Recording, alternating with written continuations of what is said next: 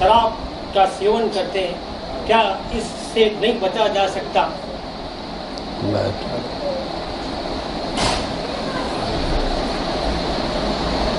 पहली बात तो यह है कि चैत्र शुक्ल प्रतिपदा को नया वर्ष नहीं मनाते, अर्थात अपनी सनातन परंपरा में आस्था ही नहीं। प्रधानमंत्री या राष्ट्रपति एक दिन पहले या उस दिन कोई संदेश भी राष्ट्र के नाम नहीं देते। सबसे बड़ी दिशाहीनता है कि अपने नववर्ष में उनकी आस्था ही नहीं। दूसरी बात यह है कि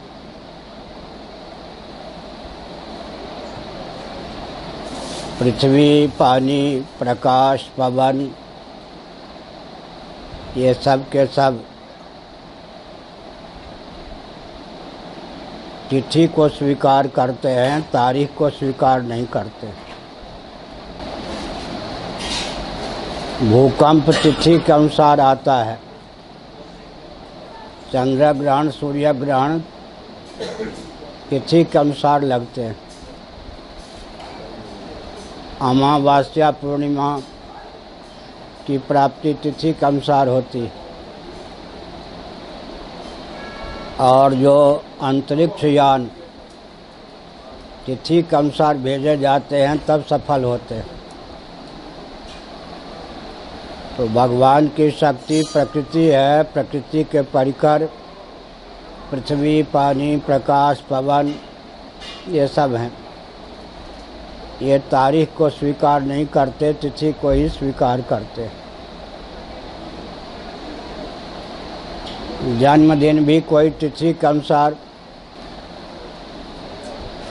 अंतरिक्ष यान तब सफल होता है जब तिथि के अनुसार उसे भेजा जाता है। जन्मदिन भी तारीख के हिसाब से मनाने पर पुण्य की, धर्म की प्राप्ति नहीं होती। तिथि के अनुसार मनाने पर ही धर्म की प्राप्ति होती है। अब रह गई बात नए वर्ष के उपलक्ष्य में आतिशबाजी के द्वारा पूरे वातावरण को कलुषित किया जाता है। नए वर्ष के नाम पर आतिशबाजी के द्वारा वातावरण को कलुषित किया जाता है। दीपावली का उत्सव भी, किसी संत महात्मा का स्वागत भी आतिशबाजी से करने पर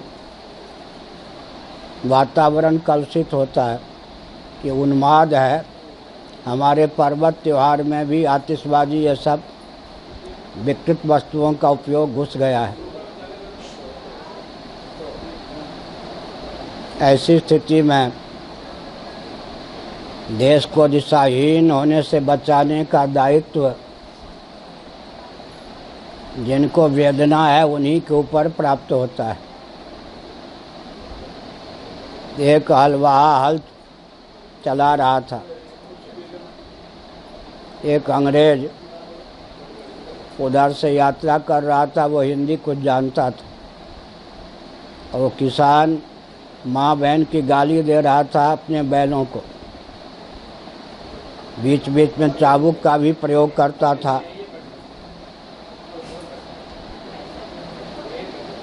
तब उस अंग्रेज ने कहा कि भाई मेरे, इन बैलों ने क्या बिगाड़ा, इनको माँ बहन की गाली देते हो, ठीक से काम करने पर भी इनको चाबुक मारते हो। किसान ने कहा कि देख, मैं गाली देता हूँ, मुझे तो गाली लगने से रही, और ये गाली का अर्थ नहीं समझते, इनको गाली लगने से रही। तुम गाली का अर्थ समझते हो, न तुम बैल हो न किसान, तुमको ये गाली लग रही। फिर चाबुक उठा के दिखाया तो उसने सोचा कि मुझे भी मारेगा, बेचारा अंग्रेज भगा। यह तो दृष्टांत है। दार्ष्टान्तिक क्या है प्रधानमंत्री, राष्ट्रपति जिनको वेदना ही नहीं इस बात को लेकर, उनके हृदय में वेदना उत्पन्न करने की अपेक्षा सामाजिक धरातल पर हम लोग विकृति को दूर करने का अभियान चलावें, तो जो राजनेता, मुख्यमंत्री आदि जैसे अरविंद केजरीवाल आदि वोट बैंक के लिए मुल्लाओं की टोपी पहनने में भी कोई संकोच का अनुभव नहीं करते, नमाज भी पढ़वा लो इनसे, उठा लो बैठा लो, तो ये मुस्लिम तंत्र का अंधानुकरण वोट के लिए कर सकते हैं, तो हमारा अनुकरण क्यों नहीं कर सकते। तो वो लोग संगठित होकर जो भी उनकी मान्यता है उसकी रक्षा के लिए व्यूहरचना करते हैं, हम नहीं करते। हम उस समय भाजपाई, कांग्रेसी, चारपाई, सपाई, बसपाई बन जाते हैं, तो भूल हमारी हुई या नहीं। मुस्लिम तंत्र का जो हिंदू राजनेता आंख मूंद कर अनुगमन कर सकता है, वो हमारा क्यों नहीं कर सकता। हमारा इसलिए नहीं करता है क्योंकि हम फिर पार्टी में बढ़ जाते हैं, पंथ में बढ़ जाते हैं, हमारी कोई आस्था का केंद्र ही नहीं रह जाता। अब चैत्र शुक्ल प्रतिपदा के दिन मंदिरों में उत्सव नहीं होता, लेकिन जगन्नाथ जी के यहाँ भी 1 जनवरी को, मतलब रात्रि के 12 बजे, 12 ही उससे पहले एक दिन भगवान को केवल 2 घंटे सुलाया जाता है। दर्शकों के लिए भगवान खुले रहते हैं। अब तो धीरे धीरे संतों के यहाँ ईसा मसीह जी के चित्र भी रखे जाने लगे। तो परिस्थिति यह है कि हिंदुओं की दिशाहीनता की पराकाष्ठा है। पहले जब गुरुकुल की पढ़ाई थी तो हर व्यक्ति को अपने धर्म का ज्ञान होता था। लाखों वर्षों में कोई दुर्योधन, कंस या रावण जैसा पैदा होता था उन्मादी, उसे दमन करने की क्षमता होती थी समाज में। अब क्या है कि धर्म की शिक्षा, नीति की शिक्षा, अध्यात्म की शिक्षा ही नहीं, तो जो जिधर ले जाता है हिंदू को उधर वो बह जाता है। मुसलमान क्यों अपनी शिक्षा देने में समर्थ हो जाते और हिंदू क्यों नहीं देने में समर्थ होते। सिख अपने कौम की रक्षा के लिए शिक्षा दे देते हैं। गुरुद्वारे पर उनका कब्जा है, हमारे मंदिर पर हमारा कब्जा है क्या। तो सब सरकार के भरोसे रख दें कि सरकार संस्कृत कर देगी, सुसंस्कृत। कल्पना मत कीजिए। सरकार का काम है बहना और बहाना। उनको बहना है, बहाना है और लंबा लंबा आश्वासन दे करके फिर अंत में अंगूठा दिखाना है।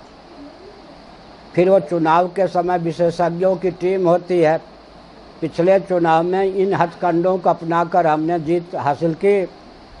अब कौन से झूठ का आलम्बन लेकर, हथकंडे आलम्बन लेकर हम आगे जीतेंगे। उनके यहाँ विशेषज्ञ होते हैं ठगने के लिए।